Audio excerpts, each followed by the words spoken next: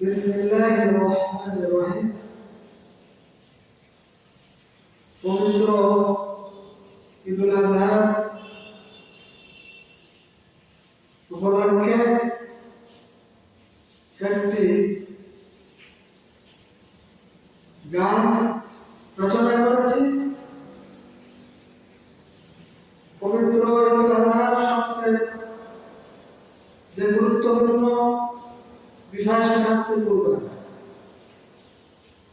আমাদের জাতির পিতা ইব্রাহিম আলাইহিস সালাম যে ত্যাগ শিক্ষা দিয়েছেন, যে ত্যাগের শান্তি আসলে ভোগের শান্তি নয়, ঠিক আমরা এই কুরবানিতে আল্লাহর সন্তুষ্টির উদ্দেশ্যে এই কষ্ট অর্জিত টাকা ত্যাগ করে কুরবানি দেব। যাদের কুরবানি দেওয়ার যোগ্যতা আছে তাদের অবশ্যই কুরবানি দিতে হবে। আর এই কুরবানি কোনো মানুষের নামে করলে হবে না, মানুষের পক্ষ থেকে হতে পারে।